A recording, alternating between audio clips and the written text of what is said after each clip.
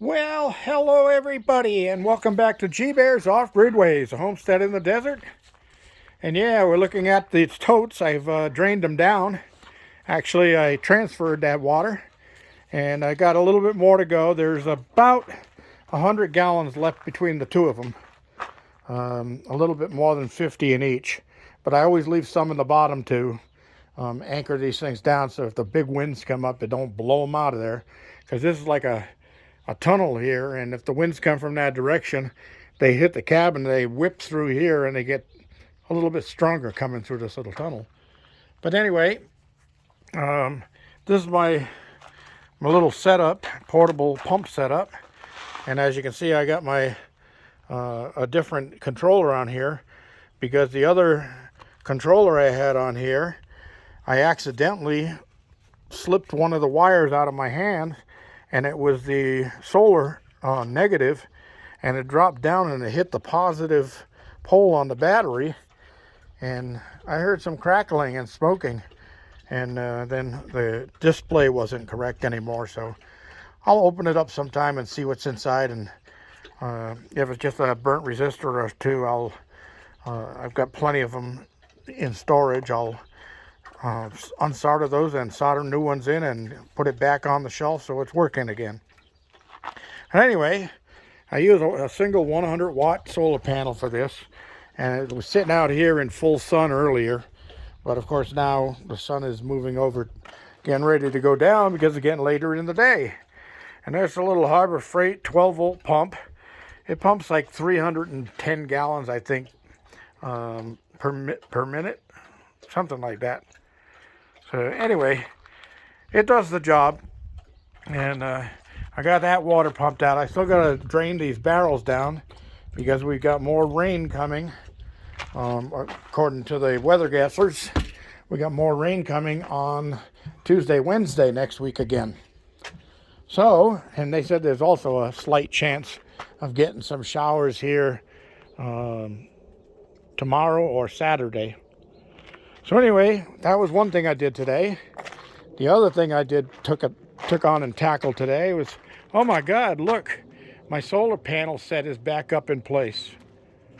Yeah, except I gotta straighten out this end, and I still have it temporarily tied down with straps around the outer edge because this cable is loose, because of course this is bent down. So I've got to take out these two panels and that panel, take them off of there, and then I'll use a hydraulic jack set up right on top of the hump where the bar is bent, and set a hydraulic jack on there, and then I put a strap from that side to this side of the bar, and then jack the jack up. And while the jack is going up, it's going to pull on the strap, but it's going to push down on the hump right here, and that should straighten that bend out. If it doesn't, I've got some more of this hat material in the garage, so what I can do is cut it off at the straight edge and just weld a couple of pieces back on to give me my straight back across here. It's a little bit more work to do, but I threw some tack welds down at the bottom where it broke off, and up at the top where it broke. Actually disconnected one of the bolts in that I had a big 5/8 bolt that was holding an L bracket on. It unscrewed it somehow. I don't know how, but because of some tweaking and bending, I couldn't get it back into place, so I just welded it. It's not gonna be taken apart anymore. I did it with bolts before because I thought I might take it apart and move it, but no need for that now. So this one is a waste, and I already cut the cable to it the other day when it happened, because it was definitely shorted out. So I took that one offline. This one's just got a cracked glass, and it still works with a cracked glass. And this one's not cracked at all, so it's fine. And that one over there's got a cracked glass that happened when I was bringing it back up again. It actually fell down and hit that top board right there and cracked it. So it's still working. I checked it. The power's still going through it, so I'm fine. I got to bring my tools over and take one screw out and get this strap out of there. I worked it in, but I can't work it back out again. And this sore thumb is really a pain. You know, just like any other sore that you get, sore toe, sore knee, sore elbow, whatever, you're going to hit it 5, 10, 15, 20 times a day. You're going to hit it when you don't want to hit it, and it's just going to happen, and you're going to scream out and practice your cuss words like I did all day. Anyway, got this back in, and it's gathering solar like it's supposed to, so we're all set with that. Now for Sherry, the secretary, I'll be putting a list together pretty soon of what she needs, because she'll be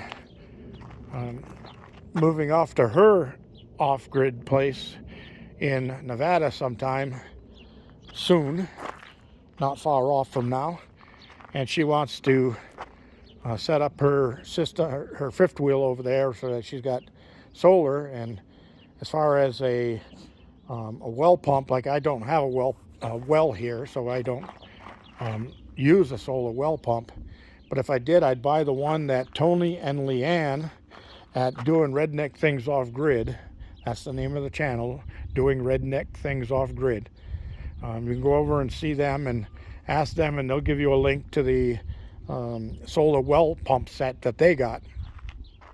So anyway, this would be a good set of panels for you to start with, Sherry. This is these are 305 watts each. No, don't go buying a bunch of small panels. That's what I did in the beginning.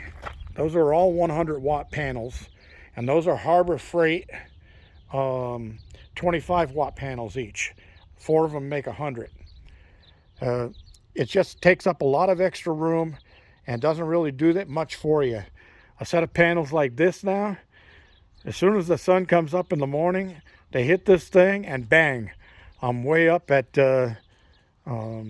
float on my chargers, because I've already brought in enough electricity to top the batteries off. So this is the way to go. You want to go with panels in the 300 plus range. And I got these tied together in strings of 3, so it's 3 and 3, and that makes 900 watt, a 900 watt panel feeding into there, but it also makes like 108 volts of power going into my controller. And since I've done this, I've got more electricity than you can ever imagine. Another thing that's a bad thing about Harbor Freight, I mean, I do like them because they have the amorphous panels, and that's what these are, is amorphous panels, and they work in even really super low light. But the problem is right here. This is the problem. This is all raw glass. Okay? If this is not tempered glass like you find on these other panels. Now you notice that one there had to flex hard enough to break off the bolts that was holding it down, and it still didn't break the glass. But these here, they break the glass breaks really easy because it's just raw glass. So that's one of the downsides of the Harbor Freight panels. The other downside is you need that much space to make 100 watts. Whereas one of those up there at the top makes 100 watts and is only half the size of this. That's a downside on it. So yeah, if you're gonna buy panels, you want to go with something like I've got here, because this was an after add-on. I started with those 2 racks there, and it wasn't enough power for my cabin, so I added to it. Now, that's one of the things. I will email you a full list, but the other thing you want to save for, and on these panels, I'll see if I can get the name of the company, and I don't know if they ship them or not, but I think if you bought 6 or 10 of these panels, they might, because these were pretty cheap. I bought these things, they're all brand new, and I bought them for $110 each for 305 watt panels. So that's really, really inexpensive. So I'll get that information for you and forward that on to you. I'm not rushing because I know you're not rushing. But the other thing that you want to make sure you get is a Midnight Solar controller. That's going to be your best bet out there in what you're going to be doing. You want a Midnight controller, Midnight Classic. You're going to get the 150, the 200, or the 250. The numbers after it says Midnight Classic 150, Midnight Classic 200. The number is the maximum amount of volts input that they'll accept. Okay, so if you get a 250, you can put your string of panels together up to 250 volts going input. Okay, so that's your choice.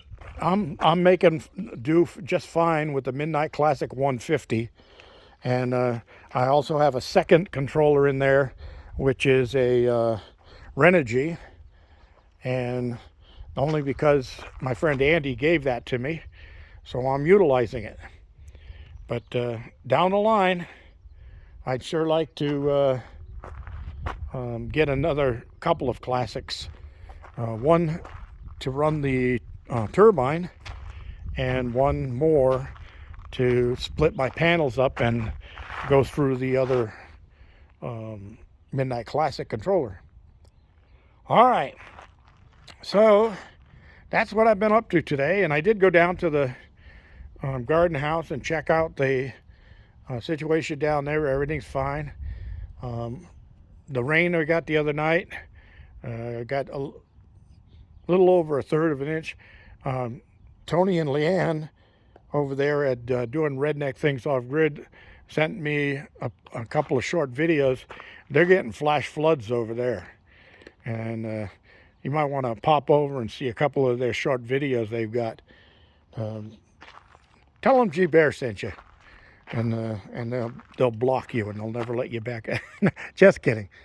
So go over there and check them out. This is G Bear saying don't forget your thumbs ups and don't forget to share and subscribe. Signing off.